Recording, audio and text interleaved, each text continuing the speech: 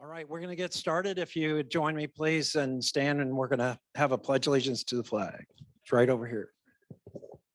I pledge allegiance to the flag of the United States of America and to the republic for which it stands, one nation, under God, indivisible, with liberty and justice for all. Thank you. All right. Well, I'm Mark Perry and Executive Director of Florida Oceanographic, but also President of the Rivers Coalition. And we're glad everybody could make it here either on Zoom. We have about 30 something over there and about 30 or so in the room. And we have the Stuart train running by. So that always brings joy to everybody's heart there. You know, we are here today as our monthly meeting, but we've got some real special things to talk about, and we're going to get right into them. My only comments has been that basically our water quality issues in recent times have been looking pretty good. However, when you see that clear water and you look down, you see the loss of habitat, and that's what's been occurring over many years, and we're hoping we can have good water quality for longer duration of time so we have recovery of that habitat, namely oysters, seagrass, living shorelines, other kind of things that make an estuary, or a river. And we know we see a lot of things going on. One of the things I announced right away is Jackie Thurl-Lippish, who usually comes, is not able to make it today because she's actually at a 10-mile creek water protection area, which is at the North Fork. If you all remember, 10-Mile Creek was one of the original projects that got funded right out of the box and authorized as part of the Comprehensive Everglades Restoration Plan.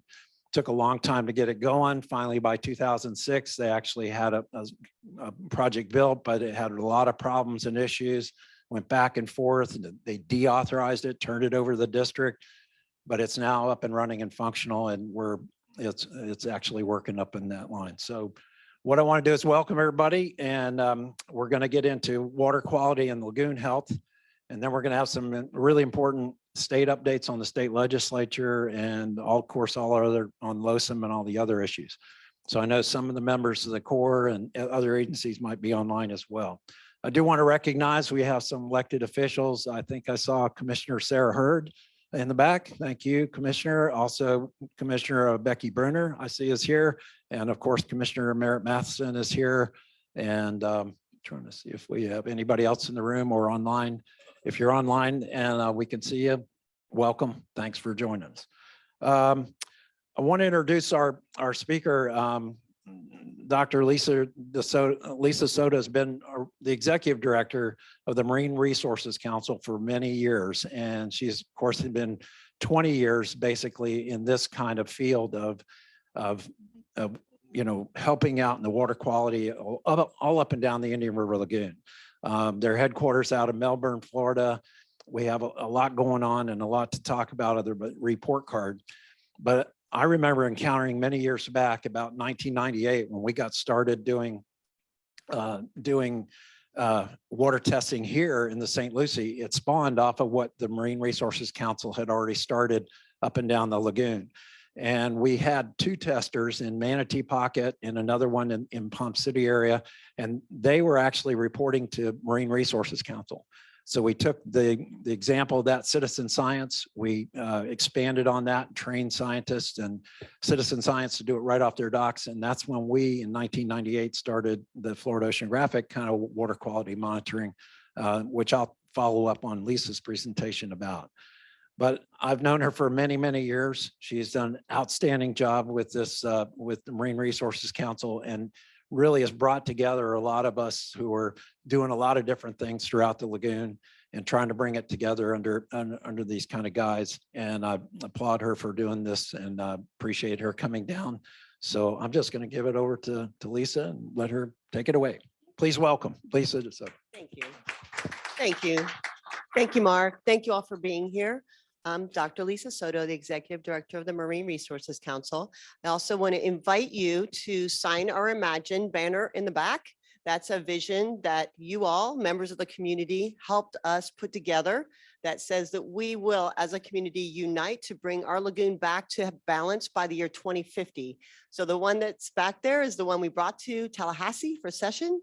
So by all means, like it's kind of the premier one, do sign it. We want to get as many signatures as we possibly can. And we've got 3 of those, and we'll probably have the whole lagoon house covered in them before too long, because everybody agrees we need to get our lagoon back to health.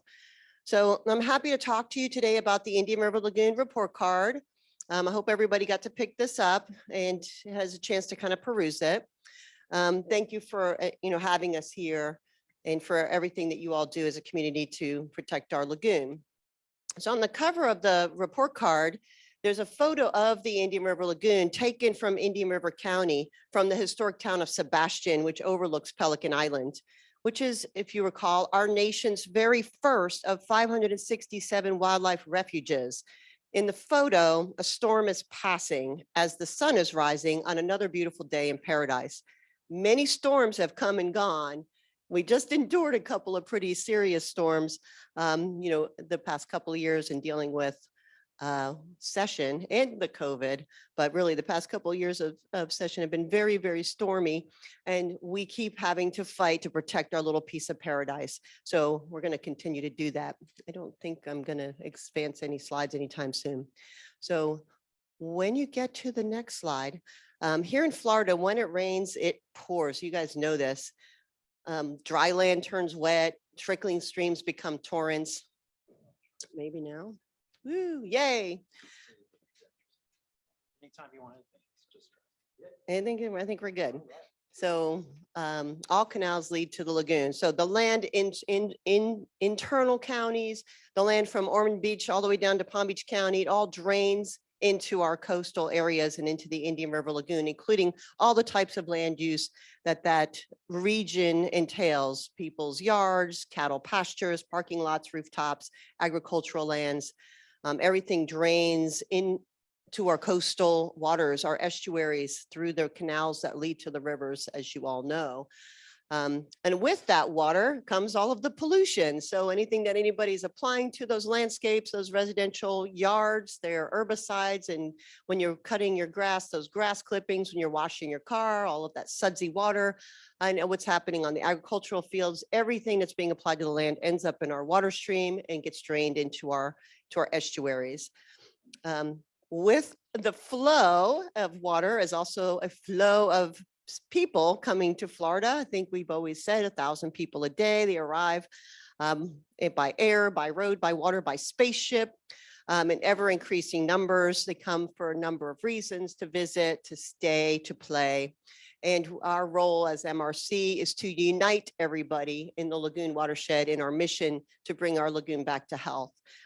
MRC has been educating and engaging citizens in our mission for over 30 years with support from mostly volunteers, members, and partners. We accomplish a very comprehensive mission from Volusia to Palm Beach counties through our 3 program areas: science, education, and action. We invite you to join us as we continue to bring our lagoon back to health. Our community's most important science interpretation tool is what we're here to share with you today, the Indian River Lagoon report card. This is our 4th year of putting the report card out. And the cover of the report card says, "Protect our paradise," which is, our compelling message to everybody today is, we got to keep doing what we're doing to protect our paradise, or we're going to lose it. And we do have some good news to share. In the report card, if you notice this graph, this is kind of an important one. It tells a story. What you're looking at here is a comparison. It's a graph that includes a comparison of water quality scores and habitat quality scores over time. And then the green line is the target. So in the report card, what we're looking at with this graph, and we're going to talk more about this graph later, is this long-standing relationship of 26 years of data, water quality and habitat quality data, and how they've kind of trended together over time, but that they're now starting to depart. They're no longer relating to each other. So we need to know why. Before I dive into that, let's look at just water quality in the report card. Report card uses state data. So these are data that have been collected by our water management districts. And it compares the actual condition and those actual data with the state's regulatory targets. So it's in essence a comparison it's an evaluation of the state's programming, the state's regulatory targets, and the state's monitoring. And the state monitors 4 water quality parameters predominantly in the Indian River Lagoon system. And these are in response to total maximum daily loads, an acronym I think you're all familiar with. We can talk about that later if you have questions about it, TMDLs. So they focus on nutrients, total nitrogen, total phosphorus, turbidity, which is, a measure of how unclear water is, and then chlorophyll A, which is a measure of algae in the water column. And those 4 water quality parameters relate to seagrass quality, which is also measured by the water management districts. And this is how they all relate. With increased nutrients, you get increased algae and decreased water clarity, which then prevents seagrasses from being able to photosynthesize, and you get decreased seagrass coverage. So it kind of makes sense that the two would relate to each other, right? That seagrass health and water quality health should kind of relate to each other. I'm also going to explain really quickly before I start showing you scores that there are 10 regions that are scored in the lagoon because there are 10 different regulatory targets. So we have to compare and score each region differently because we're comparing it with a different target. So we've got 3 different regions in the Mosquito Lagoon, clear up there in the north end of the IRL. Then the North Indian River Lagoon, which goes from really about Oak Hill in Volusia County down to the Melbourne Causeway. And then the Central Indian River Lagoon is divided into north and south. Central IRL North is the southern end of Brevard. Central Indian River Lagoon South is pretty much Indian River County. And then down here from St. Lucie down to Palm Beach, your South Indian River Lagoon is divided into north, central, and south. So when you look at these data and tables, you know which region you're interested in, look for those data, because the next thing you're going to see looks like this. Look at all those numbers. Oh my gosh. So the point here is that these are all the scores to show you the proof that what I'm about to say, that water quality has been improving across all regions over the past couple of years. And you can see it in the numbers. So starting the columns from left to right are those different regions, starting with Mosquito Lagoon North and all the way down to South Indian River Lagoon South. And then the rows are years. So one of the things you may notice if you're interested in the south part of the lagoon is what in the world happened to the water quality data starting in the South Indian River Lagoon South, which stopped in 2012. They just stopped collecting data. So we don't have any. So we don't have a score. But the water quality looked really good before they stopped. So let's just go with that. Let's just go with it. Still looks good, I guess. So we don't have data coming in from the South Indian River Lagoon South. And I can, so anyway, that's an issue maybe. But you can see overall, pretty much almost every region, either there was a minor change or very minor reduction in score, or there were improvements in water quality. So water quality score overall improved. And habitat health did not. So the same series of scores, but now you're looking at seagrass health. And across the board, again, bottom line is in almost every single region, seagrass scores continue to decline. And across the board, it's now an F minus. We had to come up with a new grade because things are just continue to get worse in the seagrass arena. Even though we're seeing improvements in water quality, we're not seeing the seagrasses coming back, even though clarity in particular has been getting better. We're still not improving on our seagrasses. No, I don't even know where I am in my notes, but we're just gonna go rogue. So I have, I did a couple of slides specific for you all. So this is just the same graph that you were just looking at for everything. So it's the water quality, the seagrass quality, and then that green line is the target, except this is that South Indian River Lagoon North area. The region is mapped there on the screen. And the dots on the map are the sampling locations. So you all probably have an interest in knowing how many samples are being taken in your region and where they're being taken. So that's why I wanted to provide the maps which show you the sampling locations. And then each one of those locations, the color is going to indicate what the score is. So there's the South Indian River Lagoon North, which is St. Lucie County area and includes the St. Lucie estuary, is there on the map. And all of these maps and these detailed regional data are on our website. So I should have said that at the beginning. The report card itself is very general, but if you want to drill into the details, you go to the website and the regional maps are there, and each of the graphs comparing side by side water quality and seagrass quality are there. The trend lines are the dotted lines. I failed to mention those earlier.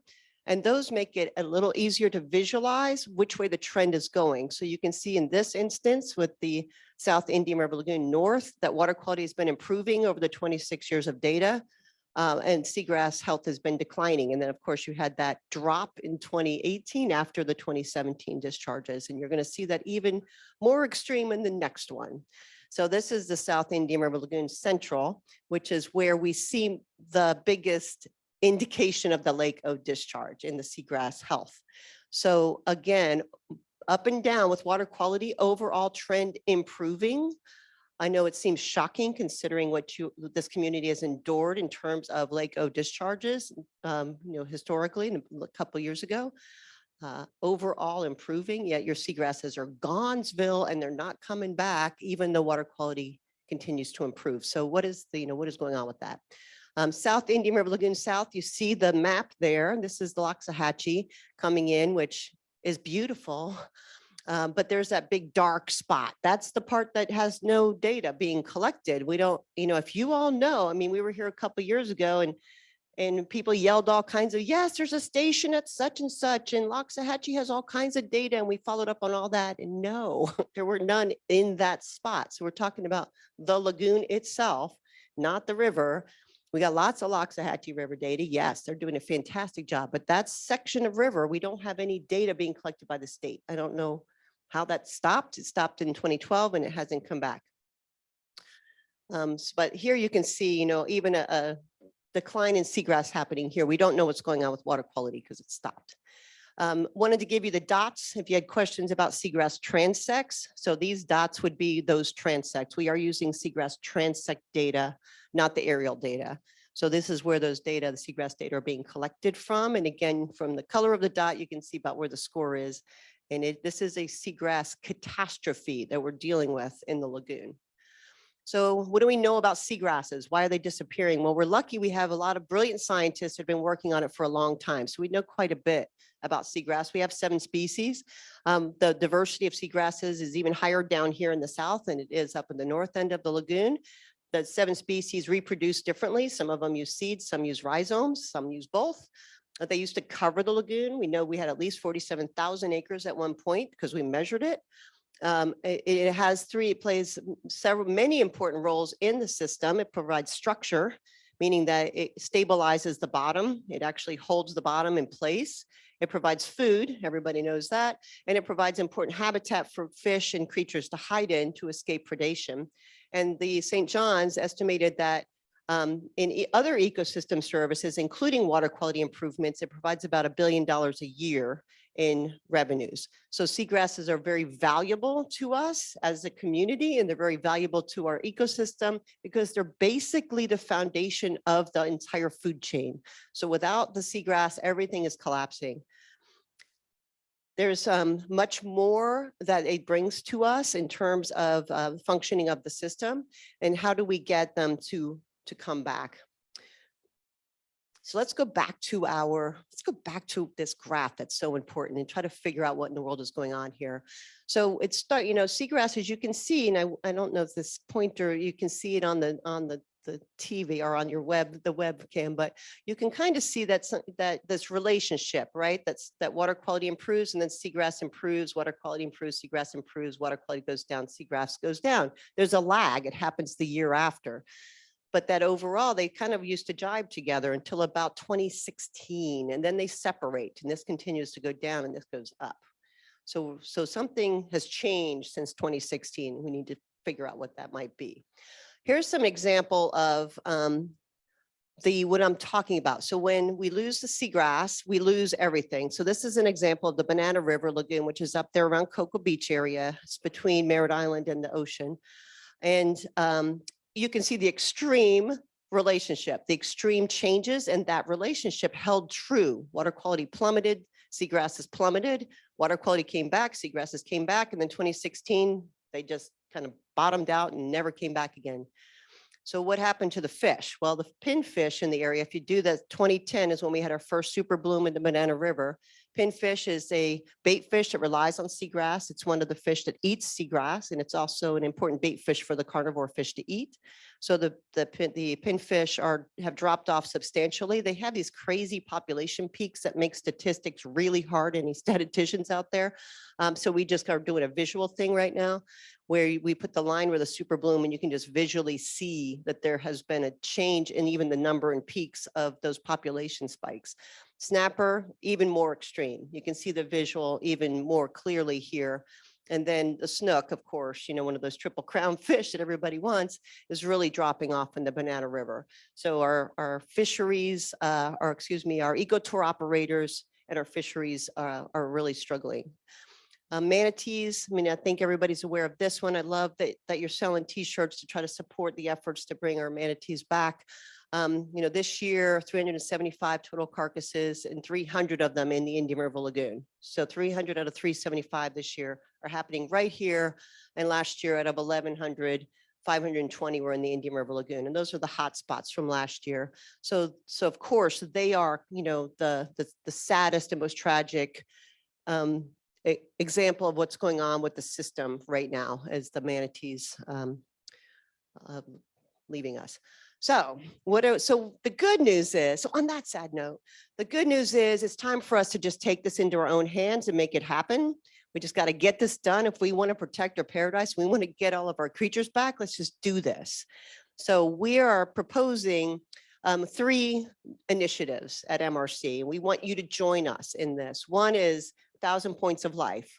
We want to start looking for other things in the water chemistry that are not being currently monitored for by our state agencies. Things like herbicides, pesticides, PFAS. I understand that the University of Florida is doing a PFAS study to try to understand the extent that PFAS, which is a very toxic chemical that's used in a lot of things. They're used in fabrics and they're used in fire training. It's a chemical could be used to put out fires or to make things fire retardant. So like your kids' PJs have PFAS in it, or they used to. Hopefully that's going to change. So it's in the waste stream. It's a very toxic chemical. They found it in the manatees. They found it in seagrass. We need to find out if it's having an impact. We need to find out if herbicides are having an impact. So we're proposing 1,000 points of life that are going to engage our citizen scientists in collecting samples. We need 100 citizen scientists. So we're going to be coming to ask you all to help support this with your citizen scientists as well. Train them up so they can collect a valid sample, send it to a NELAC certified laboratory and get the results back, and just put to bed the question, are herbicides killing our seagrasses? There are way more than just glyphosate. There are way more scary toxic herbicides being used by different, ag or land managers and so on that we can investigate. There are 3 different methods. Oh, actually, I think I threw them up here because you guys are sciencey types. We're proposing doing all 3 of these methods to try to get the full suite of all of these toxins that are being utilized currently commercially. So the 3 tests cost about $1,000 to run per sample. So we're looking at gathering $10,000 to get started. And then once we get started and we start to either show that we've got a situation here or discount it, then we're going to go and ask for much more money to try to get all 10 tributaries sampled for herbicides at least 10 times a year, or at least try to get as many samples run so we can capture the likely time that herbicides are going to hit the stream. 1,000 points of life. So that's one initiative. The second one is that we're going to continue to push for low impact development, and we're even going to showcase how to do it at our own headquarters at the Ted Moorhead Lagoon House. We're going to make the Ted Moorhead Lagoon House fully accessible and demonstrate different types of low impact development from our shoreline on our stormwater pond. That is actually a stormwater pond that's completely vegetated with native vegetation, and which is removing the nutrients and providing habitat and making it a beautiful mini lagoon, as we call it, instead of just a grass down to the edge stormwater feature. We have pervious pavers in our parking lot. We've got a shoreline, which I'll get to in a minute, but also we've got rain barrels and rain gardens and different types of native plant gardens and that we can showcase to residents, how they can install low impact design, low impact development features in their own yards. And then we have our restoration demonstration sites where we can show the community in partnership with lots of people, including FOS, show people different ways to build oyster reef and build reef to protect shorelines and prevent erosion and accrete more wetlands on your shorelines using inert materials, we're participating in a partnership for plastic-free restoration. So using inert materials, and Mark Clark from the University of Florida developed these prisms. So we're also working on volcanoes. There's going to be oyster volcanoes rising in the lagoon and pyramids and towers and a couple of other shapes and sizes. And this is our shoreline at the Lagoon House where we've got some of those prisms in, and you can see, behind the prism, how much sand has accreted. We have built out 10 feet of a very eroded shoreline using those prisms in a short time since last March. It was been about a year. And then farther down, which you can't really see, but all the way down there is the rest of our permitted shoreline. And it's the same thing, except we've used coquina and concrete. We've done a coquina swath and a concrete swath. They are emergent, as you can see. So when they come out of the water, the oysters all get eaten. But these were not seeded, so they're naturally recruiting oysters. And then as soon as the water drops, the raccoons and probably homeless people come and eat all the oysters off of them. But I know the raccoons do, really, hopefully not the humans. So, so a demonstration project for homeowners and how you can do something with your property to protect your property without putting up seawalls. We've got too many seawalls in Brevard County. Of course, the Lagoon House is also a learning center. We have community groups of all sizes and age groups come out to do experiential learning, including our Lagoon Castaway Summer Camp. I know it's probably a little bit of a commute for you to send your kids up to Palm Bay to go to summer camp. But if you know anybody in the region, we've got an awesome education team. And we're going to be, doing 8 to 13-year-old camps this summer. All right, the third thing is we need to figure out what is going on with the seagrass. And we are fortunate that we have some of the best seagrass talent in the area here. So we're going to bring them together for our 20th assembly. I don't know if many of you have probably participated in assemblies that MRC's held in the past. This will be our 20th one. And we're going to get all the scientists and practitioners and the seagrass growers and planters together to hammer out how are we going to restore our seagrass, come up with a plan, come up with a monitoring regime, come up with a way to evaluate effectiveness, figure out the most likely places to plant it before we just start throwing rampant seagrass everywhere. Why don't we have a plan and a strategy for how to do it? And then secondly, we need a lot of seagrass. So we need to figure out how can we coordinate seagrass growing. If we're going to start planting seagrass, how do we grow 47,000 acres of seagrass and get it in the lagoon? So coordinating, nobody can do this alone. We're going to have to really get together and unite on this one. We're only going to get one shot at it. So we got to do it right. So seagrass, LID, the second workshop is coming up in October, and it's going to be changing the code. So we're bringing Evan Bean, the University of Florida, and he will work through the tough job of auditing and how do you audit your own land development regs and your own processes to implement LID in a very real way in your community. So that's really all I have. I welcome you to, join us in reducing your nutrient footprint, try to, well, you guys know, learn something new. That's what I'll ask you to do today. About pet waste and, washing your car outdoors and pesticides and herbicides, and you're all doing the right thing. So I encourage you to go to savetheirl.org, I have some more out here. Oh, start a landscape revolution, especially if you live in an HOA. To go to, I've got resources at the end, I'm sorry. But I encourage you to learn something new.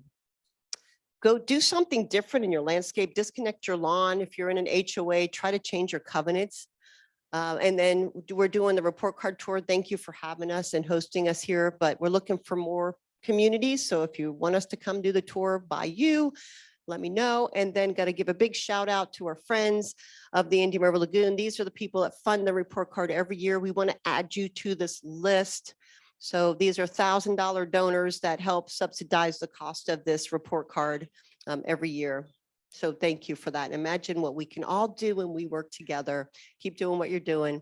Keep up the good work. We'll make headway. We just got to be patient. Thank you.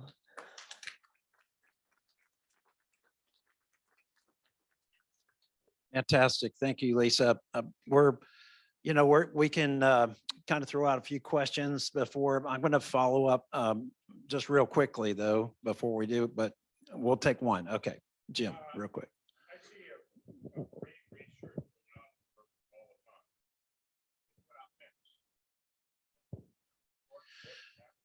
That's what you're probably seeing is FWC's Marine Research Boat, and they're out of the Florida Marine Research Institute out of St. Pete. And they come and they do sampling. I think it's annual or semi-annual sampling in the lagoon. They do a big seine net. They quantify the individuals and different species and quantities and that kind of.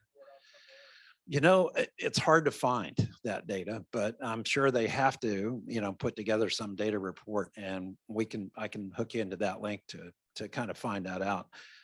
Health-wise, though, as you know, we've done seining locally too in the lagoon, and as the seagrass habitat diminishes, so does the number of species and types of species. You've heard Grant Gilmore come and talk to us before, back in the 70s when Grant and I and others were doing a lot of seagrass seining. There was the most biodiverse ecosystem in North America. I mean, thousands of species, and it's just incredible how much that's diminished because of our habitat loss. If we could just go real quickly into Florida Oceanographics, I was asked to follow up kind of with the quality program. Okay. We can't hear the question when someone asks it. If you would repeat the question that someone makes, that would be good. Thank you. Okay. Yep. There was a question about seining and what the FMRI does in the lagoon. So real quickly, I want to just kind of touch on our local regional issue. The water quality map that you see here is the weekly water quality test that we do. We since 1998, as I mentioned, in kind of cooperation and partnership with MRC. And in fact, you saw in the MRC report that a lot of the data collectors here also report their data to MRC. So it's a great kind of working in together on this kind of thing. The citizen science water quality program we've had has really been tremendous over the years. And this was from last week, again, showing that good water quality, but what about the habitat? So can you go to the other, the report? We did do an annual report, which is a 2021 annual report. It's posted on our website. If you just scroll down and kind of quickly go through that, over 19,000 data sets. We have 47 volunteers. And basically they do water testing and over 45 different sites within the St. Lucie estuary and IRL. You can slow down a bit. There's this past year in comparison, wet and dry seasons are kind of indicated there to give you an idea of, when we get only a few inches of rain during the dry season, obviously from that October, May to but May to October is our wet season, and we get substantially more rainfall, which drives a lot of the water quality in our area, along with the discharges. This past year's grade is kind of, if you scroll back up a little bit, you'll see that the comparison in kind of last year to this year's grade, it was a little better, about 81%, 81.7% overall higher, which is higher than 74.9%. But again, it's what's ideal. What's important for us to understand is what's good about the estuary. And over the 52 reports were shared with over 20,000 people. If you want to scroll down a bit, again, we measure that water quality, the clarity, the salinity, the pH, dissolved oxygen, which is really important. So those are parameters that we want to note. And when you look at last year's kind of inflows into the St. Lucie estuary, these inflows encompass not just Lake Okeechobee, but all the different inflows from C23, C24, 10 Mile Creek, and the tidal basins, which are all the tributaries. The big bump there in 21, March of 21 and April 21 that you see, that is mostly Lake Okeechobee. There was a time there early last year, about this same time, that we had some discharges from the lake. But other than that, we have in the past 2 years really haven't had any major. So what's the big blue part in the graph there? That's during this last big rainy season last year when we had some tremendous outflows coming in through the local basin runoff and things.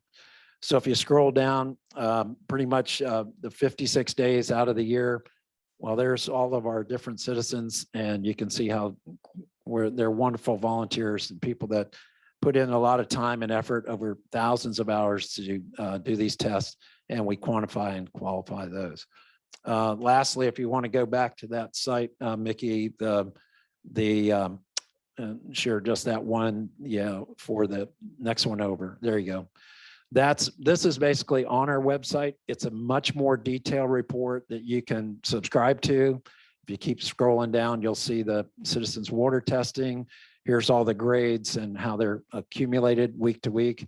But if you keep scrolling down, you'll see all the data, and very specific, keep going all the way down to, we link into other data sets. So we link into basically the bacterial sampling. If you keep scrolling down, it talks about recover, and the recover is the reconnaissance area and the parameters there.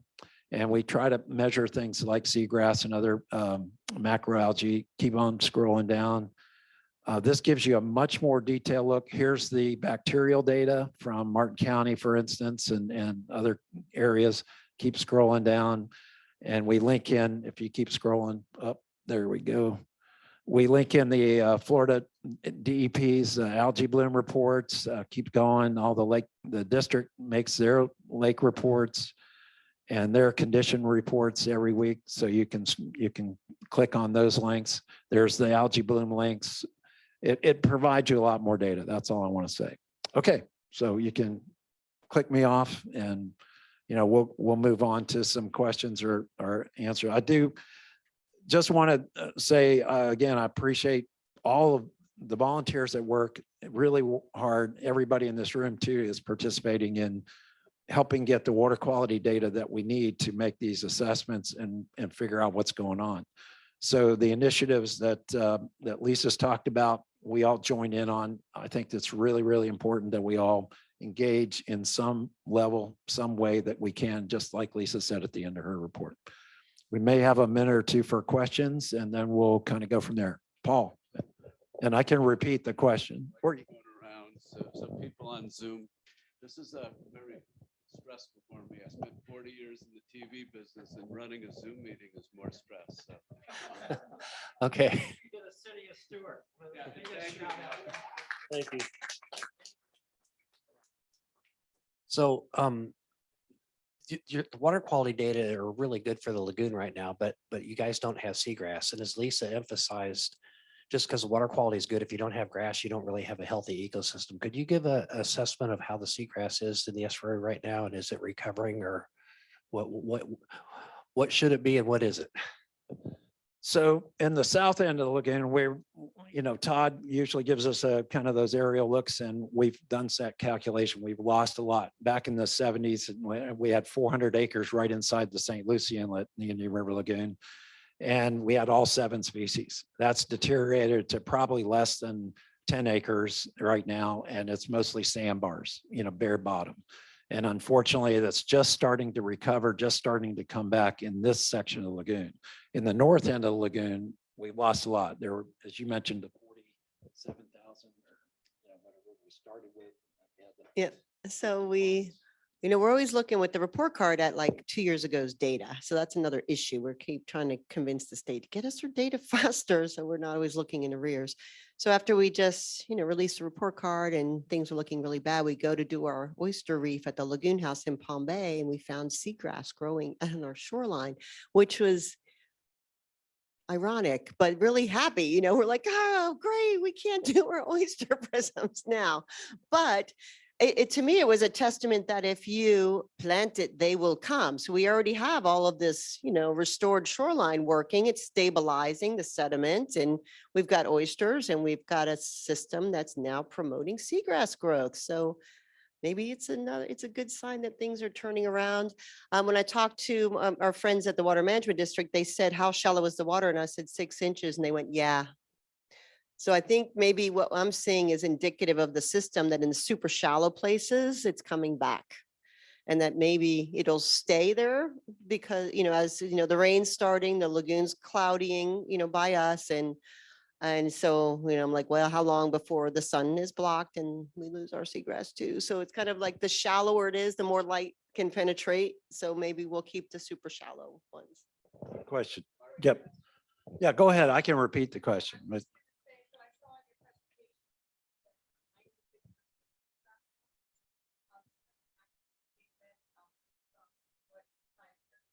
so the questioner says 96% seagrass loss in the presentation. So at what time period?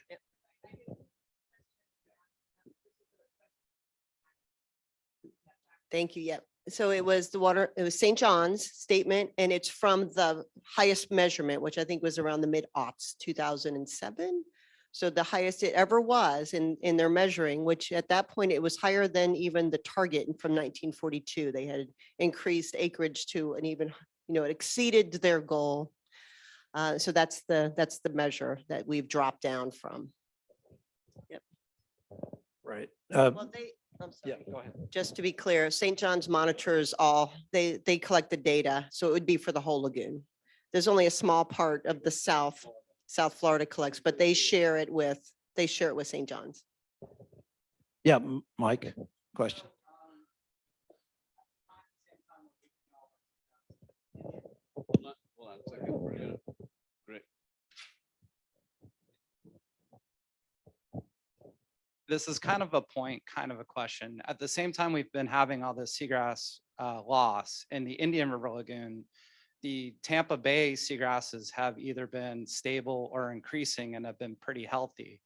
And I think as people managing the lagoon, we should be looking at what they're doing and finding out why they haven't seen the decreases that we have. That's why whenever people start talking about pesticides and herbicides, I get a little like, is that really what's happening here? Because there's another area where seagrasses are doing so well at the same time ours has been doing so poorly. So I really think we should be talking to Tampa Bay and asking them what's going right, that things are much more healthy in that estuary system than over here.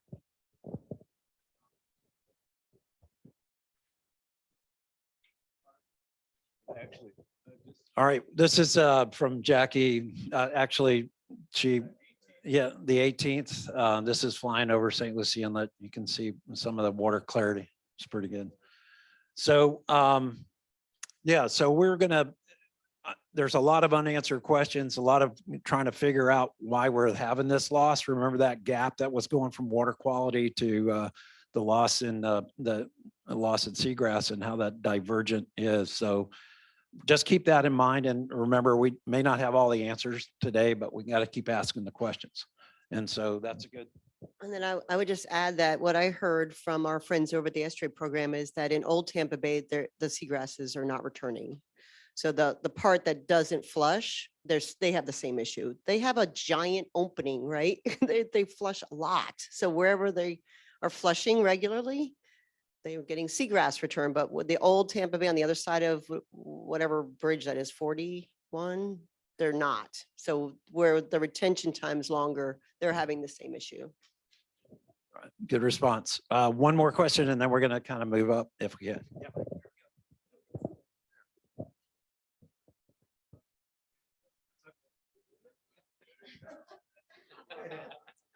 So my question's off the wall, but right next door, we have big agricultural interests that get bad press, deservedly.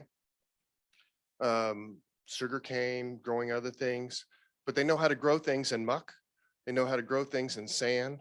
Can't we contact them? Maybe the politicians can use a bully pulpit a little bit to get them involved with growing seagrass. I mean, how hard could it be? I know you're going to say that's not what they normally do, but if they were like involved, they would see the problems and then we could work with them, because ultimately that's a big problem, what we have out there with what they give us, and we're dealing with it. And so if they got involved with us and tried to jointly solve the problem with what they know, it might help. No, it's okay. It's a good comment. There are some groups that are up in the north end of the lagoon that are working there, a turf grass kind of group, and they started doing some seagrass kind of restoration work too, and growing seagrass. Down here at Florida Oceanographic, we're also have a seagrass nursery, and we're propagating this 5 different species of seagrass right at our facility in the nursery. Then we weave them into fiber mats and put them out. So we're trying to recover some seagrass habitat that way. We're getting permitting and doing it through those kind of avenues. It's a slow process, but it does work. We've shown success in going from 16 shoots per unit to 60 shoots per unit in three months. So it's a way to successfully recover seagrass. It's a big, slow process. You can't just like turf. You can't just go out and lay it down on the ground, cut it up and stick it out there and hope it survives. I think one of the things we need to understand is, did it exist in the lagoon before, and what happened to make it disappear? And so we got to, stop the pollution or the problem that's causing it to disappear. And then at the same time, go back in there and replant and try to recover that resource. And sometimes it's maybe, well, if you put it in there, the manatees are going to eat it all up. Well, you got to kind of put it in areas where they become the seed source for the rest of it, in shallower areas, perhaps where the manatees can't get to it. But we do need to recover this resource. It's absolutely critical for the Indian River Lagoon. I want to kind of wrap that up there. Lisa is going to be generous enough to be down for a little while after the meeting, so we can one-on-one ask questions. And I'll also go to the staff here, Ken, and I know Steve out and is here from MRC. They have a lot of good information. Pick up a report card and go from that. We're going to get into our government and agency updates. We're going to start right off with what's happened in the state legislature particularly. And we've asked Gil Smart and Eve Samples, but Gil to report on, what just happened under this legislative session, particularly 2508. You want to stand up? Right here is good. Sure, sure. Perfect. There you go. Well, I bring tidings. I bring glad tidings, maybe some glad tidings anyway. All right. Well, there's some good anyway. So the 2022 legislative session has wrapped. Thank God those people went home. I say this, Eve's heard me say this about 3,000 times, but I like to say it because it's true. I said, working in sort of like an environmental lane, the Florida legislative session is like being a hockey goalie, and you're constantly fending off slap shots because like one shot after another, like one piece of bad legislation like after another. And it's epic. And this year, in a lot of respects, was particularly bad because there were a few bills that out there that just were terrible. And one of them, maybe the worst, certainly the most contentious bill of this session, you've probably heard about this, Senate Bill 2508. You might have seen coverage about this in the newspaper. There's been a lot of talk about it. It was a really complex piece of legislation filed by Senator Ben Albritton. But the bottom line is, I think we described this as a toxic stew of bad ideas, but it wasn't just that the provisions of this bill would have, for example, almost completely undermined the LOSIM process, the Lake Okeechobee System Operating Manual process, which has been going on for 3 years. This bill in part was designed with the help of Big Sugar, of course, to essentially ensure that the water supply interests, chief among them Big Sugar, continue to get as much water as they want from the lake, and ultimately would keep the lake higher, inflicting damage on the lake ecology, leading to the greater possibility of discharges to the St. Lucie and the Caloosahatchee. But there were other really bad parts of this bill as well. There's a provision in the bill that would allow people seeking wetlands permits to pay to expedite them, and then utilities could do this. And the criticism, of that one of the most trenchant criticisms I heard of that was it basically changes the relationship between the regulators and the regulated communities. But if you're paying money for you to get your permit through, doesn't that make you a customer of the state government? And perhaps the FDEP treats you as a customer instead of an industry to be regulated. And then there's another aspect of the bill which would create basically a new program or fund a new program for FDACS, the Florida Department of Agriculture and Consumer Services, that would basically create a $300 million honeypot for the next commissioner, which is likely to be the current Senate President, Wilton Simpson, to use on land acquisition. Currently, right now, it's called the Rural and Family Lands Protection Program. Currently, it can only purchase easements. This would allow it to purchase land outright, potentially putting it in direct competition with the Florida Forever program. In fact, in the budget, Florida Forever got $100 million. This program got $300 million. And it looks like the next agriculture commissioner is going to have quite a little pot of money to play with. So there's a lot of terrible things in this bill, but what's arguably worse or as bad was the deceitful nature in which this legislation was introduced. I was a journalist for over 3 decades prior to doing this. I saw a lot of dishonest stuff. This is literally one of the most dishonest things I've ever seen out of a legislature, the way this went down. It was filed on a Friday afternoon as what's called a budget conforming bill. Now, a budget conforming bill is supposed to be pertain to the way the state spends money. It's not supposed to contain major policy provisions. Well, as I just described to you, this bill contained tremendous policy provisions. There were huge, consequential things in this bill. And the fact that it was filed as a budget conforming bill and there was language in it that attached it to the budget itself, which basically said you can't pass the budget unless you pass this bill. Okay. But because it was filed as a budget conforming bill, that meant it was only going to have a single hearing in the Senate Appropriations Committee just days after it had been filed. Now, if you followed the news from this, we sprung into action at Friends of the Everglades. We had ultimately had more than 4,000 of our supporters send emails to the legislature saying, knock it off, basically. Other environmental groups around Florida really called in the troops. And so there was a huge outcry, huge pushback at that sole legislative hearing. And lo and behold, subsequently, the legislation got amended. Much of the worst of the legislation got stripped out, but there's still plenty of bad stuff in there, or there was still plenty of bad stuff in there, including a provision that would basically enshrine what we consider to be outdated water shortage management rules into the law in perpetuity. Basically ensuring that Big Sugar gets what it wants, and the rest of us have to take, whatever hand is dealt us. So ultimately, the Senate passes the bill. The House, in procedure and maneuver, does what's called a strike all amendment. They pass the bill. It goes to the budget conference, and it gets further, amended during the budget conference. The language was softened on these water shortage rules. It would allow a path whereby the legislature and the governor could ostensibly change them, and that poison pill came out. The measure that would have attached it to the budget itself, that would have required passing this legislation to pass the budget, came out. Here's the good news. What that means, and we just clarified this last night, previously, because it was attached at the hip to the budget, the governor couldn't do a line item veto. He could not line item veto 2508. Well, now that poison pill's out of there, he can. So there is an effort underway by some organizations in the state of Florida to ask Governor DeSantis to veto this piece of legislation.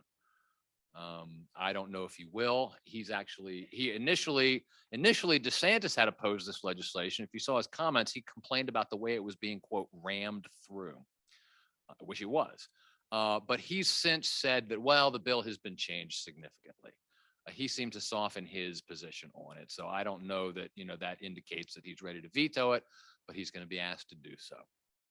So that turned into a very big deal for a lot of people. And it's so arcane, it's so detailed that, it's one of those inside baseball things that it's really hard to describe to someone who's not really paying attention to these issues how consequential this could have been. But this really was one of the most potentially damaging pieces of legislation to come down the pipe. And like I said, they tried to ram it through. And I think it's to the credit of, any of you folks, if you folks were involved in sending an email or reaching out to your legislators, that sort of thing, it really is a credit to the people who stood up very quickly and said, no, that I think it caused folks to back down. I think it resulted in the legislation being changed. And again, we're certainly still not in favor of it, but it's better than it could have been. So, I don't know if I want to count that as a win or not. It's like, it's like we took fewer lumps than we were going to take otherwise, right? Yeah, right. Exactly. We did. We blocked the slap shot, but meanwhile, other slap shots are going through, and it's been. I will, while we're talking about the subject of seagrass and talking about the subject of wins, if in fact this was one, there was another very, very important win this session. And this had to do with seagrass. There was a proposal out there that would have established what would have been called seagrass mitigation banking. You probably heard about this. The rationale behind this was that it would be another tool in the toolbox, and it would allow or a mandate, I guess, that the sort of if you have a project that's going to destroy seagrass, you could go and buy credits at a seagrass mitigation bank that were generated when somebody else planted seagrass somewhere else in the watershed, right? So proponents touted this as, well, this is going to help save seagrass. The more you look at it, the more you realize it's not true, because number one, as we just talked about, getting seagrass to actually grow and thrive is pretty difficult, okay? Number one. Number two, we didn't know at what point the credits would have been sold to the person who planted that seagrass. Do you have to wait 10 years to make sure it actually survived before you get the credits that can be sold? Or do you get it when you plant it? Do you get it before you plant it? There was some suggestion that might be given, the credits might be made available before it was even planted. Okay. But the biggest complaint that we had about this, and a lot of other organizations had, is look, this, and I think it was designed this way, this legislation would make it easier to develop projects that are going to kill seagrass, because here's this formal mechanism by which we might offset that, right?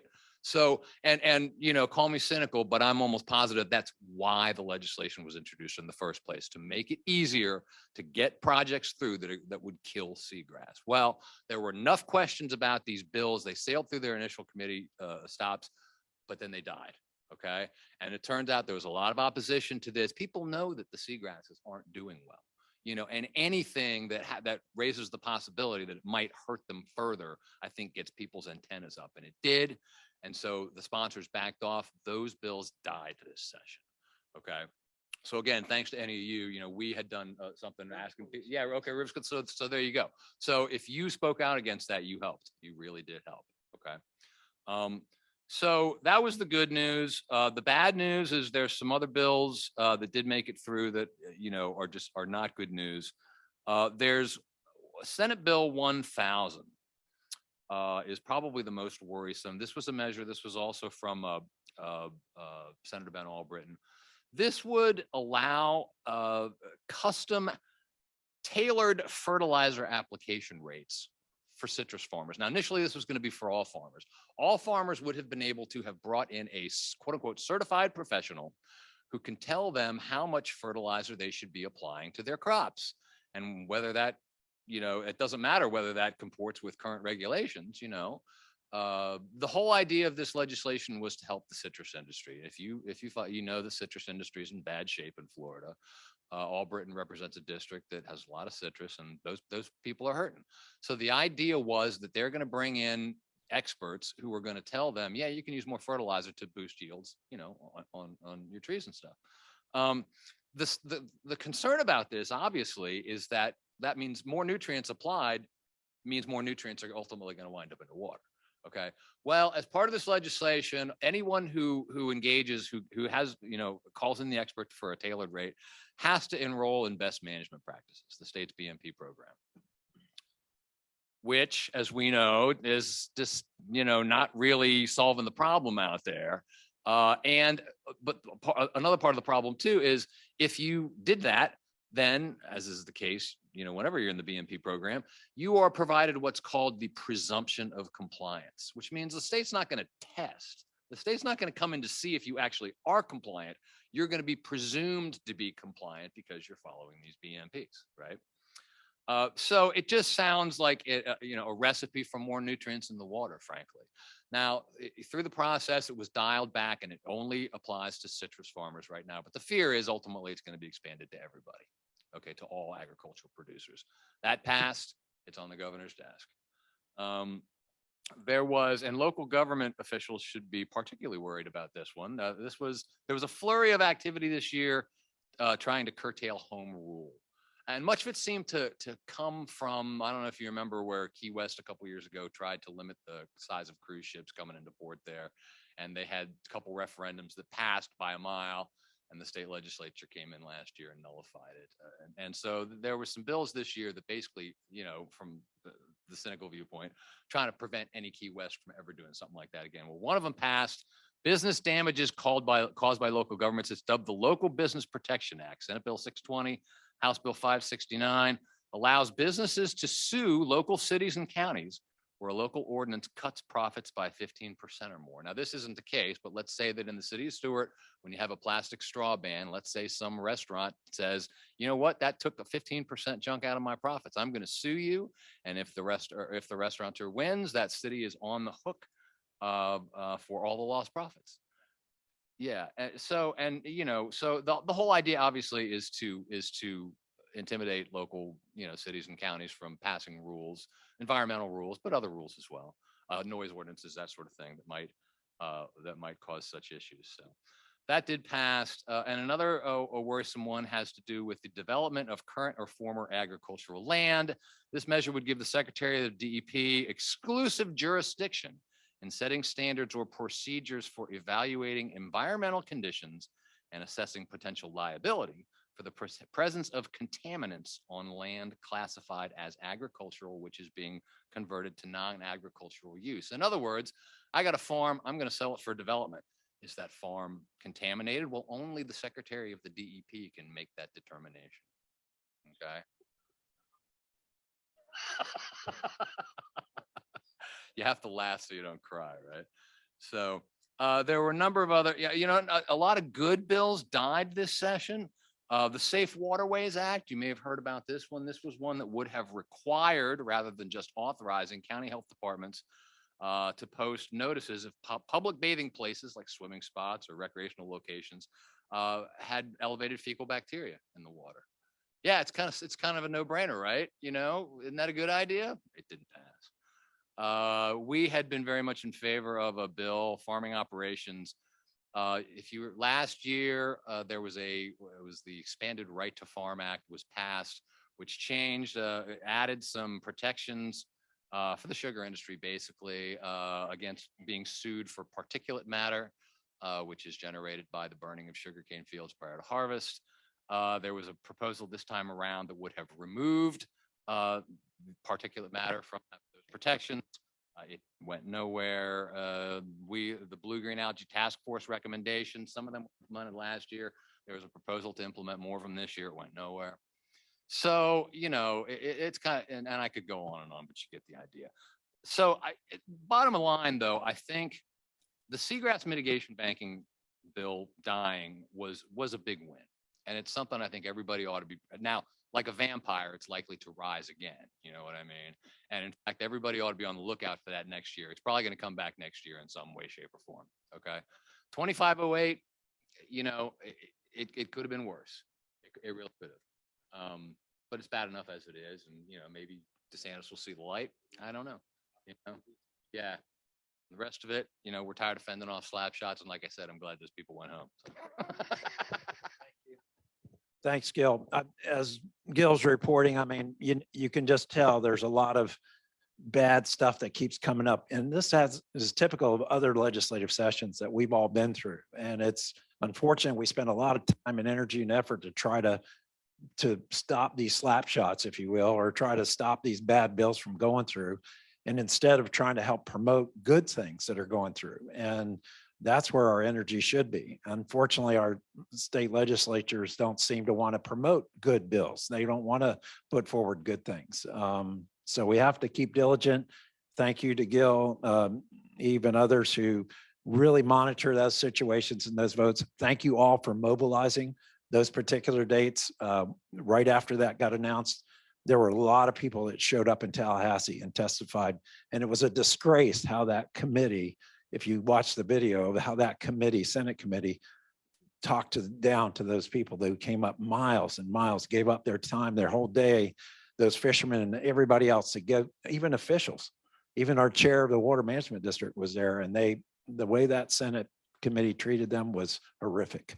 And it's a disgrace. You'd be so embarrassed to even call them our state legislature, how disrespectful they were. So let's all do what we can, see if we can stop this bad kind of bill from going through. Thanks again for your report, and we'll keep diligent. Martin County's up, but I know that Diane wasn't here. So we're going to get moving on that. She's here, but she didn't want to. She said everything's good. All stuff is good for Martin County's aspect. All projects are working. Yep. Great. And the lake is at about 14.02. So I'm going to go to Paul Gray. Ben Hogarth and City of Stewart on Losum, and we'll tie in Paul Gray and his lake report. We had one question here.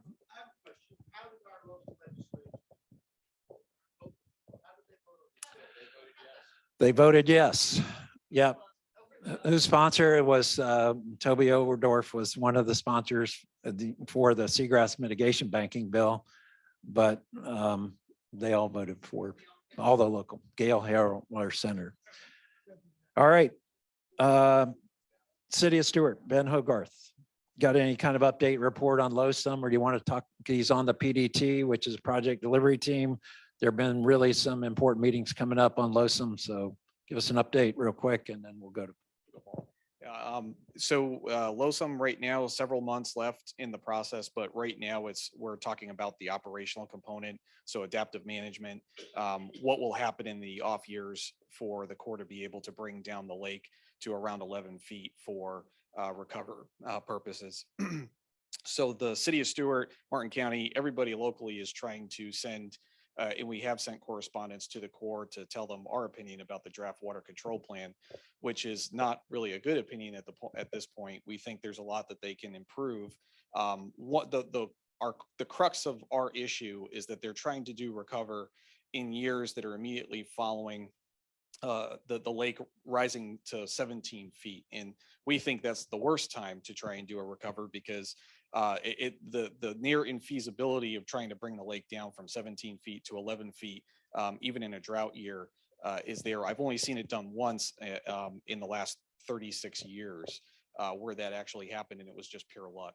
So for the Corps to try that, that means that every year that they make that attempt and fail, they'll say, well, it didn't count, we'll try it again. And that just means we're going to get more and more discharges. The SAV in the lake, the SAV that's here is going to be non-existent if we continue that. So that's our frustration. What we're trying to do is get the Corps to, in a year where we didn't get over 16 feet, say, hey, since in the last 5 years, we might not have got a recover, maybe this year we try to do the recover and work with Mother Nature. It's a real simple concept, but the idea is that we're not trying to do recover every year, that it's actually something that's feasible, that we make a good effort, and we get the lake down to a level where SAV can recover, not for 2 weeks, but for hopefully 2-3 months, perhaps more than that. So we sent that correspondence. I know, Mark, you got a copy of that. If anybody wants a copy, just contact us. It's rather lengthy, but it kind of shows some of our frustrations. That's the last few months of Losum's kind of planning draft phase. So going forward, they're going to be finalizing this and giving this to Congress. So this is really everybody's last opportunity to talk to the Corps and to talk to all the decision makers that are going to be finalizing those decisions. So I think it's really important to stay involved right now. I know Dr. Gray can certainly talk more about the lake and some of the challenges we have with this water control plan. That's really the topic of discussion right now. And the Mayor Matheson and I have been working on this, also on legislative items that have been concerning us as well. And you hit it out of the park on some of the problems that we're seeing. They're putting local government out of business, and we need to let them know that. So other than that, this weekend, there's also, I know Mayor Matheson might want to say something also. Tell them all what you mean by recover, or I'll tell them. Yeah. So when he's talking about recover with the Corps and the draft Losum plan, right now All right, I just wanted to expand on what Ben is talking about when he talks about recover as it pertains to LOSUM and what the Corps is doing. And right now they're drafting, we've gone through the modeling process and we can see percentage wise, you know, hopefully if it stands true, we'll be looking at a 37% reduction in flows coming out onto our estuary that we don't want from Lake Okeechobee. The models though do show the lake managed in a higher way. And that's not good for the SAVs, the submerged aquatic vegetation. So the Corps has come up with this recover plan to throw out there to, in a sense, draw the lake down for long periods of time, say 60 days or more, in and around that 11 feet. And that's what's being discussed now is this draft of how do you achieve that to get that the submerged aquatic vegetation, which helps clean the lake, just like our seagrass does in our estuary. How do you get that to, you know, proliferate, reestablish, and grow? Well, it's controversial from the city's standpoint and a lot of others to try and draw the lake down when the lake is at 17 feet. You're never going to reach the goals of this recover mechanism and get the lake from 17 feet to 11 feet or 11 and a half feet for 60 plus days the year after it was that high. All you're going to end up doing is blowing out both estuaries and bringing the lake down to say 13 feet, and you don't achieve any of the goals. So that's what, when Ben's talking about recover, I wanted to clarify that that is what's being discussed as this kind of trigger card in the high lake levels. The city does not support that. What we do support is if that is triggered at a 17 feet, that might trigger a card where the Corps could use that in the next 5 years. And we want them to take advantage of Mother Nature. And during a drought year where the lake is already lower, work with Mother Nature to trigger that card so that you can hit that 11 and a half foot mark when Mother Nature's already allowing you to do that, when you don't have to blow out the estuaries and you can keep it in that, say, 11 and a half feet for 60 days to have the submerged aquatic vegetation in the lake proliferate more and expand. So I just thought that was pretty.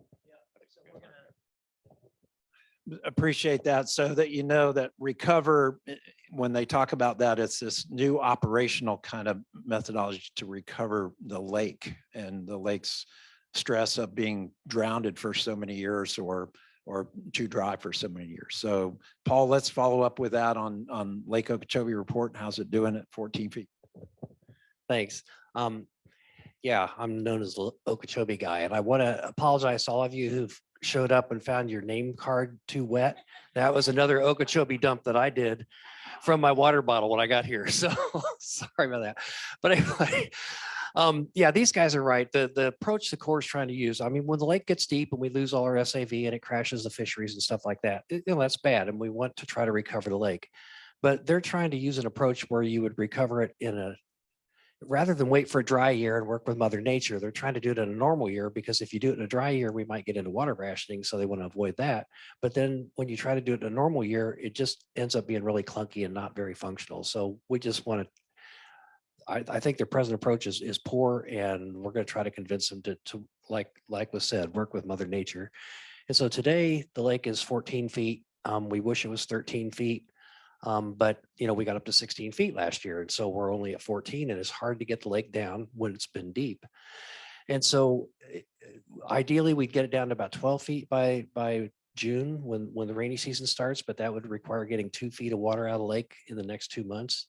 And that's too fast. Last year, the lake dropped a foot in May, and 90% of the snail kite nests dried out and were eaten by raccoons and stuff. And the same thing happens to wading birds. So unfortunately, well, we have a dry forecast though, so it might go down that low. If it goes down that low, down to 12 feet, that'd be good for the lake. It'd be good for the estuary prospect for, you know, the rainy season. But then again, it would recede too quickly. And that's just one of those operational problems that we've been talking to the Corps about, is how do we slow down that recession? But anyway, but so for right now, it's where it is, and we'll see how the next 2 months go. One other thing I want to talk to you about is the Corps is taking comments on their Lake Okeechobee watershed project, and it's the SERP component of Okeechobee restoration. And comments are due April 4th. And basically the project's been really pared down. They had 5 Kissimmee Valley projects. One was a 20,000 acre RASTA, a reservoir assisted stormwater treatment area, kind of like the C44, except much bigger. There's a 10,000 acre STA. There was some wetland restoration, not very much, but a little bit. They were going to dredge some of the tributaries of the lake to get some of the bad mud off the bottom of them, maybe improve water quality. They're also going to help fix Istapoga Lake's water management thing. Right now, out of those 5, only one of them is in this plan, and that's the wetland restoration. And the 2 big projects, the big reservoirs, the 20,000, 10,000 acre Rastas, they're both out of it. And there's actually good reasons they don't work the same north of the lake as they do in other places. And so the Corps kind of gave up on them. But with those things out, that's 300,000 acre feet of storage that we were hoping to get. And there's also about 70 tons of phosphorus cleaning that we were hoping to get, and it's not in there. And so the Corps has said, okay, we realized we didn't get to where we wanted to get. We're way short of our goal, and we can come back and revisit this later. We don't know how that works, and that's what we're going to try to get clarification from them. Because right now, you know, the upstream project has nothing in it except we're going to restore 6,000 acres of wetlands, period, in a 2.6 million acre watershed. So the wetland restorations, they're great. Paradise Run on the Kissimmee River, that'd be a fabulous project, but that's not the kind of thing that helps Okeechobee. And the other thing they have in there is the ASR wells, and they originally envisioned maybe 200, and we're down to 55. Running full blast, they can take about 2/3 of an inch of Okeechobee water a month. And if you think of when Irma came in, the lake went up 3 feet in 1 month, and massive dumps ensued, and the lake got wrecked. And so if you can take 2/3 of an inch, instead of the lake going up 3 feet, it would go up 35 and a third inches.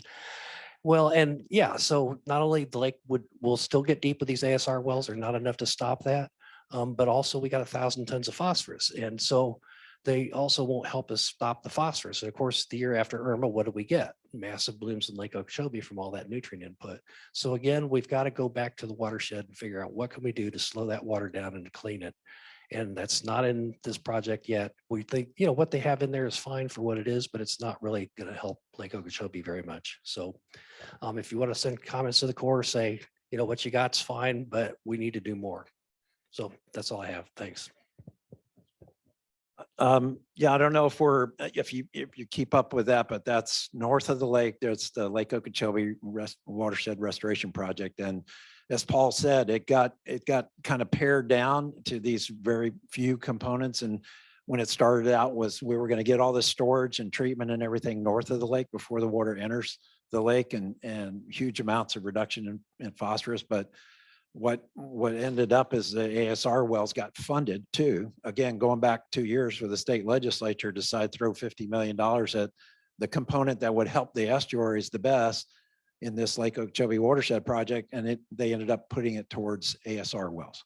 And so that's how we got this ASR study plan. And they ended up with 55 of these wells, which, as you've heard me describe, and also Paul, that it's very incremental. Even if you pumped them 24/7, 7 days a week, for all 365 days a year, that's what they're calculating for total storage in the plan, which by no means would ever happen. So please comment back to the Corps, like Paul said, about that issue. Do we have anybody from the Corps? Can we hear anybody if they're on, if anybody from the Corps wants to comment? We can't put them on speaker here. You could hear them. Okay, is there anybody from the Corps that wanted to comment? I know that the other agencies might not be FWC or FDB, but is Erica or Tim Geisen or anybody? No. Okay, we have a question in the chat or something. We'll wait to the end. Okay, state agencies, we're gonna finish up with Water Management District. As I said, Jackie Thurlow-Lippisch wasn't here, but she did send a slide that a statement by the district. And recently there was all this question about whether they wanted to require 1.5 feet above the water shortage band in the operational structure to be exclusively managed by the district. But they wanted to clarify that with this working statement, I guess, in water deliveries, which essentially says that the operation of the water control plan for the lake is going to meet the purposes of the district and is the responsibility of the district. But regarding Lake Okeechobee, the agency that's responsible for allocating water is the district. However, the decisions regarding water supply are going to not be modified necessarily by the Corps and their operations. But in these kind of plans, as you see in the second paragraph, where they may request releases to go for the district uses for agricultural water supply or other kind of protection, the envelopes and the estuaries, that is going to be a request basically from the Corps, from the district to the Corps. And then the Corps intends to make those releases that are consistent, obviously, with the district's request. And they don't anticipate these conflicts to happen. What all that said is they're just wanting to clarify, look, we want to continue to do with this water supply and other operations for the district purposes, at the same time, not interfering with the LOSM work and the LOSM process. So we've got to be very clear through this whole process that they maintain that flexibility and that operational zone from the high bands all the way down to the water shortage band, and not try to divvy up these little increments down in that low water shortage area to say, oh, for this use or that use or this use, we're going to manage it this way.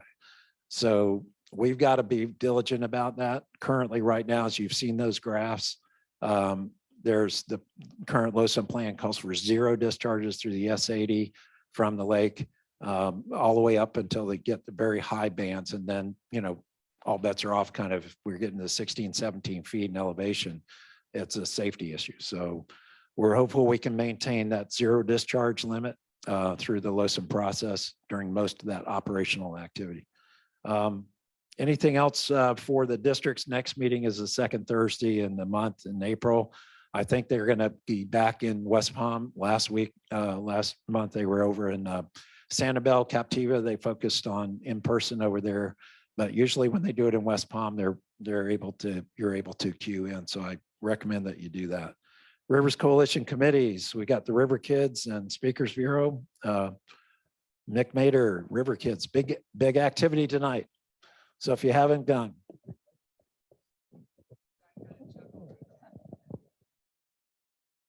Yeah, well, I think you guys have seen this poster. We have one up.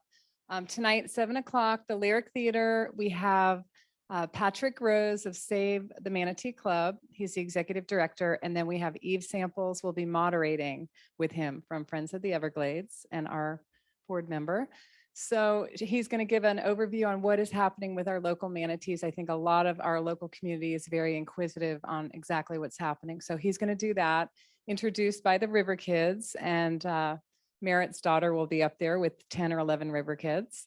And this is hosted by the Environmental Studies Center.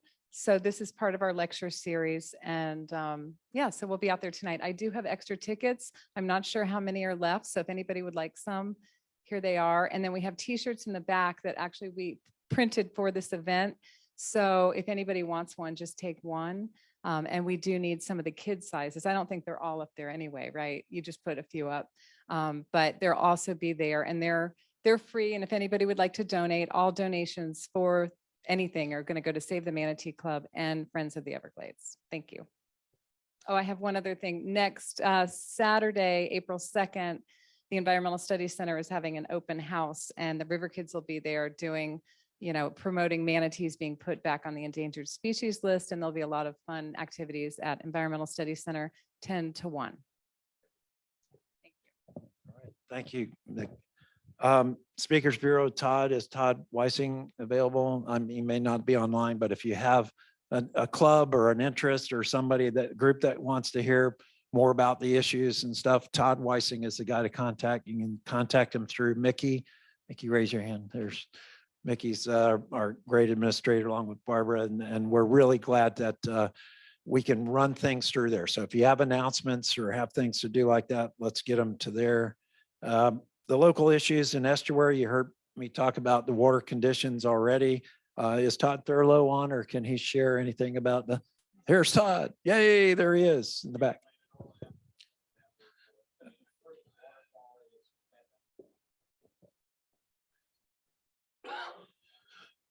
So, yeah.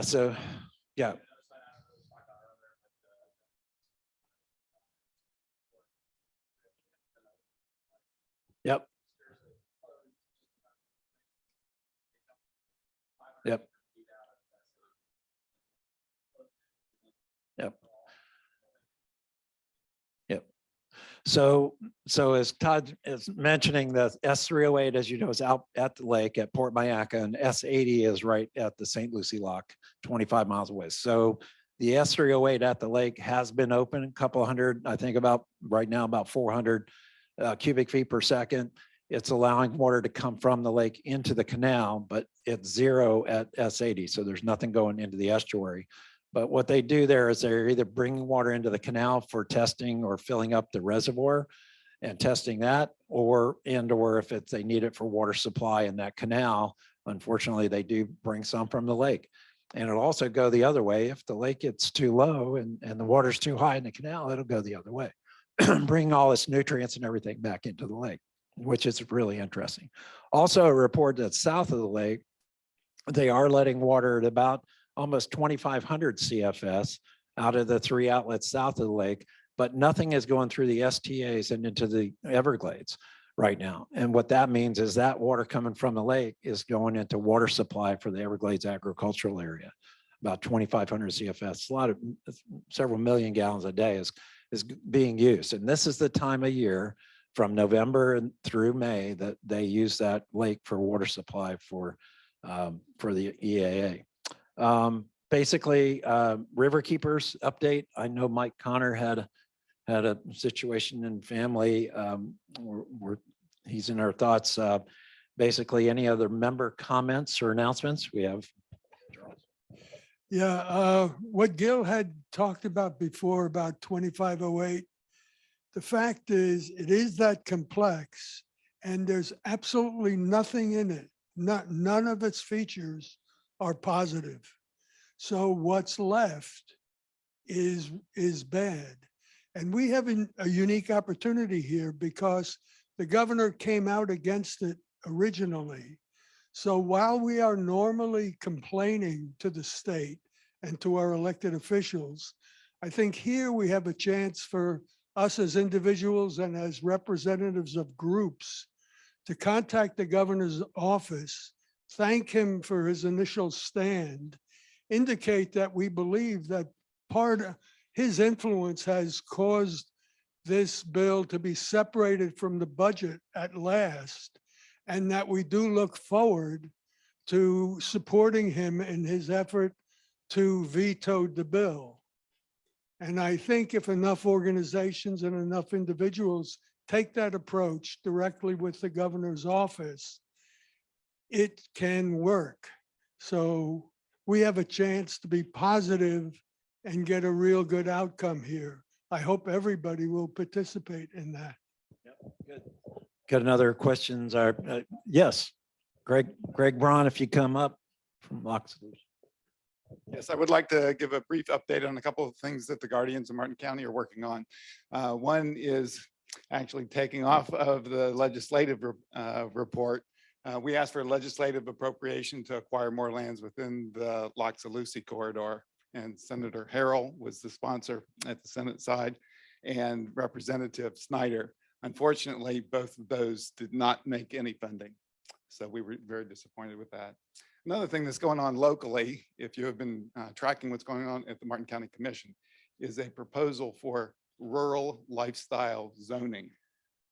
The Guardian sponsored a workshop last night. There's going to be one next Tuesday as well, sponsored by the Martin County Conservation Alliance. And then that issue will come back to the Martin County Commission probably in the next 30 to 60 days.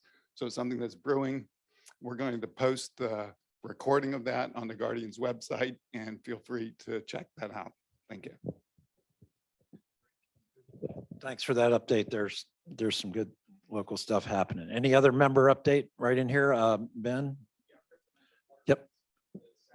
Waterfest. Waterfest is this Saturday, 10 a.m. to 2 p.m. in Memorial Park, right downtown Stewart Memorial Park. Lots of fun, lots of good stuff to do. All right. One question, Daryl. This is online. Diane Goldberg asked, where should we send info on City of Port St. Lucie herbicide spraying?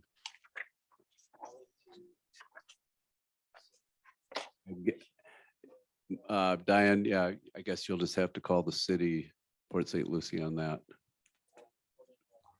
You're misunderstanding me. I have a record of what herbicides the city of Port St. Lucie is using.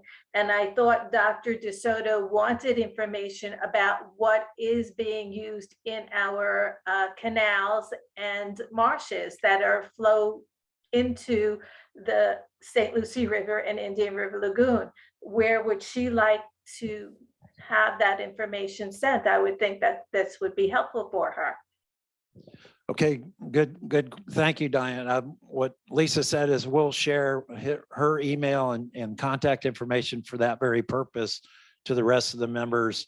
And we'll share that information to the members so that you can take that information and email it directly to Lisa. And that'll get it in the works. Thank you. Thanks, Diane. Thank you. All right. Thank you all for attending. I have a comment. Oh, we have a comment. Yes, ma'am. I put in the chat that we feel the Martin County Democratic Environmental Caucus overall does not, we do oppose the rural lifestyle issue and the Atlantic Fields development in its present state. And it's not gonna, we feel it's not gonna be environmentally sound. For one thing, I can't even get enough information on the drainage of all these 317 exorbitantly priced homes. And then there's a golf course, there's a polo fields. And they act like they're going to do all this stuff to help clean the water, but this Discovery Land organization that's building it, you know, they make all these promises, but we just are opposed to both of those issues. So I think the Rivers Coalition ought to really get involved and study it. And yes, you can go to the Guardians and see what's been questions and answers that have been made to the court, and they had the commissioners, and they had a big meeting last night. But so anyway, I put that in the chat. I wanted to make you all aware of it. So thank you. Thank you. And Greg, you said there was another meeting coming up soon, or when was that?